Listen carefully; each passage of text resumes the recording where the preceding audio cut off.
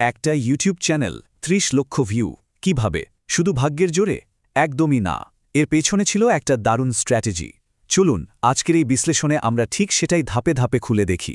গল্পটার শুরুটা কিন্তু আমাদের অনেকের মতোই ভাবুন প্রথম ৭টা বছর তাদের একটাই স্ট্র্যাটেজি ছিল যাকে বলে পাবলিশ অ্যান্ড প্রে মানে ভিডিও তো আপলোড করলাম এবার যা হওয়ার হবে ভাগ্যের হাতে ছেড়ে দেওয়া আর কি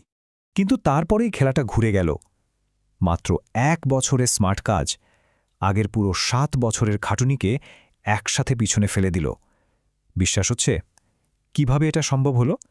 চলুন একটু গভীরে গিয়ে দেখি ব্যাপারটা তো সবার আগে আমাদের বুঝতে হবে এই যে পাবলিশ অ্যান্ড প্রে বলছি এই পদ্ধতির আসল সমস্যাটা কোথায় ছিল মানে চ্যানেলটার শুরুর অবস্থাটা ঠিক কেমন ছিল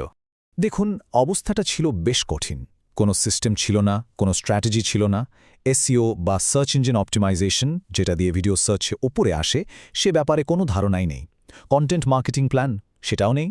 আর সবচেয়ে বড় কথা টপিকটা ছিল লিগ অফ লেজেন্ডসের মতো একটা হাইলি কম্পিটিটিভ ফিল্ড দর্শকও সারা বিশ্বের মানে চ্যালেঞ্জের পর চ্যালেঞ্জ এই সব কিছুর মধ্যে যে জিনিসটা পুরো গেমটাকেই চেঞ্জ করে দিল সেটা হলো মানসিকতার একটা ছোট্ট কিন্তু খুবই পাওয়ারফুল পরিবর্তন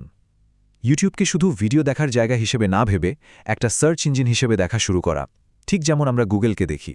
এখানে দেখুন পার্থক্যটা একদম দিনের আলোর মতো পরিষ্কার একদিকে পাবলিশ অ্যান্ড প্রে যেটা পুরোপুরি ট্রেন্ড আর ভাইরালিটির উপর নির্ভরশীল আজ আছে কাল নেই অন্যদিকে সার্চ লেড স্ট্র্যাটেজি এটা ফোকাস করে মানুষ আসলে কি খুঁজছে সেটার উপর ফলে কি হয় ভাগ্যের ওপর ভরসা করতে হয় না বরং একটা সিস্টেম তৈরি হয় যেটা লম্বা সময় ধরে কাজ করে আর একটা প্রেডিক্টেবল গ্রোথ এনে দেয় সফলতার আসল খেলাটা কিন্তু ক্যামেরা অন হওয়ার অনেক আগেই শুরু হয়ে যায় চলুন এবার দেখি ভিডিও আপলোড করার আগের সেই গেম প্ল্যানটা ঠিক কী ছিল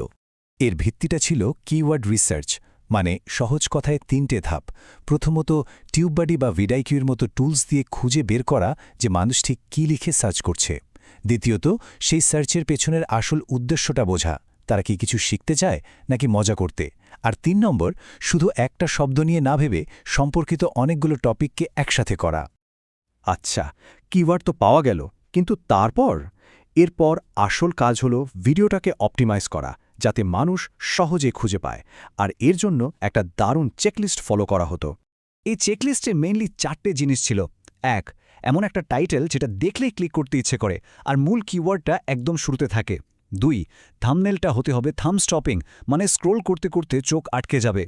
৩ ডেসক্রিপশনে ২৫০ থেকে ৫০০ শব্দ যেখানে কিওয়ার্ডগুলো সুন্দর করে সাজানো থাকবে আর ৪ নম্বর হলো সঠিক ট্যাগ ব্যবহার করা যাতে ইউটিউব বুঝতে পারে ভিডিওটা ঠিক কী নিয়ে এত সব কিছু করার একটাই মূল উদ্দেশ্য আর সেটা হলো সিটিআর বাড়ানো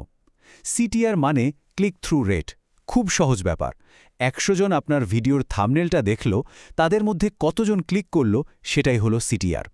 আর শুরুর দিকে ভিউজ আনার জন্য এই সিটিআরের থেকে জরুরি আর কিছুই নেই তো প্রশ্ন আসতেই পারে একটা ভালো সিটিআর আসলে কত মানে টার্গেটটা কি হওয়া উচিত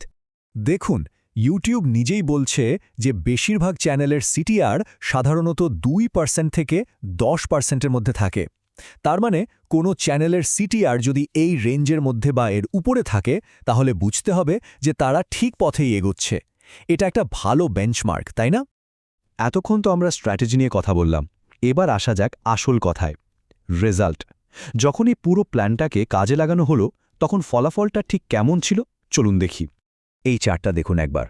পুরো গল্পটা এখানে একবারে পরিষ্কার একদিকে ৭ বছরের হাড়ভাঙা খাটুনি আর গ্রোথ দেখুন কত ধীর আর অন্যদিকে মাত্র ১ বছরের স্মার্ট ওয়ার্ক গ্রোথটা দেখুন আগের ৭ বছরকে ছাড়িয়ে গেছে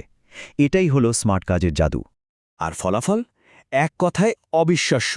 এই স্ট্র্যাটেজি ফলো করে টোটাল ভিউজ গিয়ে দাঁড়ায় ৩০ লক্ষের ওপরে শুধু যে ভিউজ বাড়ছিল তা কিন্তু নয় চ্যানেলের সাথে মানুষও জুড়ছিল সাবস্ক্রাইবের সংখ্যা ৩০,০০০ ছাড়িয়ে যায় আর মজার ব্যাপার হলো এই সবাই এসেছিল সার্চ করে কোনো ভাইরাল ট্রেন্ড থেকে নয় তবে আমার কাছে সবথেকে অবাক করার ডেটা হলো এটা টোটাল ওয়াচ টাইম ছিল ৩৩ বছরের সমান ভেবে দেখুন একবার তার মানে মানুষ শুধু ভিডিওতে ক্লিক করেই চলে যায়নি তারা মন দিয়ে দেখেছে এনজয় করেছে তাহলে এই পুরো আলোচনা থেকে আমরা কি শিখলাম মূল কথাটা হলো শুধু দিনরাত খেটে গেলেই হবে না খাটুনিটা সঠিক পথে হওয়া চাই কারণ স্ট্র্যাটেজি ঠিক করে দেয় আপনার গ্রোথের স্পিড কেমন হবে তাই শেষ করার আগে একটা প্রশ্ন রেখে যেতে চাই যে কাজটা করা হচ্ছে সেটা কি শুধুই হার্ডওয়ার্ক নাকি স্মার্ট ওয়ার্ক নিজেদের স্ট্র্যাটেজি নিয়ে একবার নতুন করে ভাবার সময়